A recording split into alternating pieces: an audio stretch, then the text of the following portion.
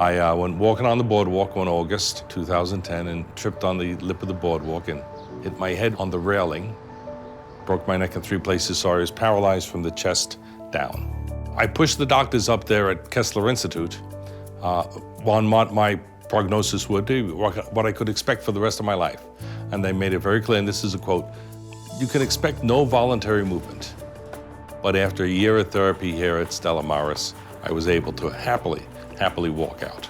We never thought we'd need a facility for physical therapy. We never imagined that Kathy would have not 1 but 2 strokes.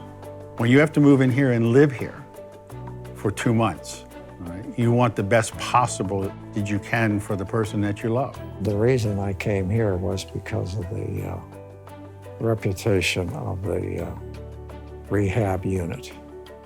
And they did a good job. They're just wonderful people. I could see that there's a passion in what the services, the care that's provided here. I did some volunteer work calling up people who had been recently released from the rehab unit, asking about their experience there.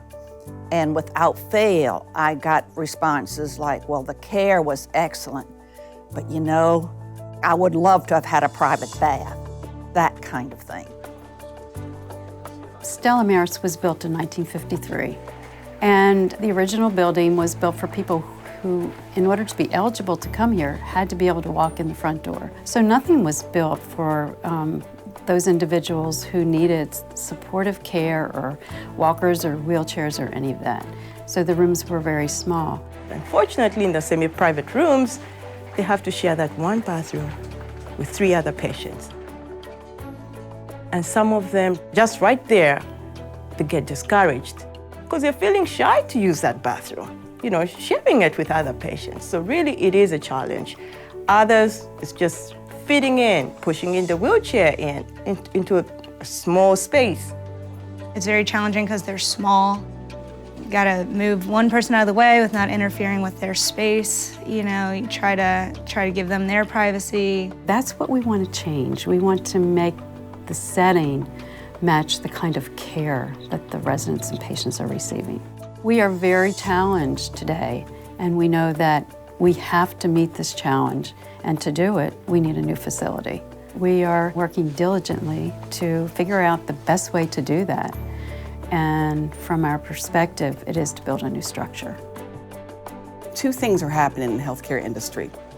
There's quite a bit of pressure to discharge patients into these transitional facilities, such as Stella Maris. The other thing that's happening, though, is we're all getting older.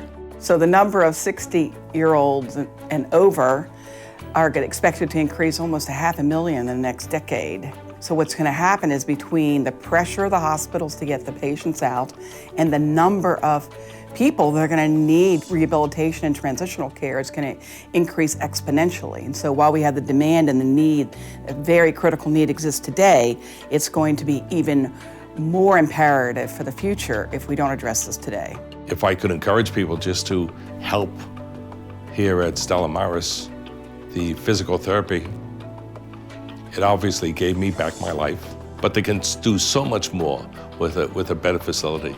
And I was grateful for what they did for me here, but they could do so much more and give so many people back a semblance of the way they want to live. Moving forward. Moving together. Moving now. Confidently. Because we always have. Thank you. Thank you. Thank you. Thank you.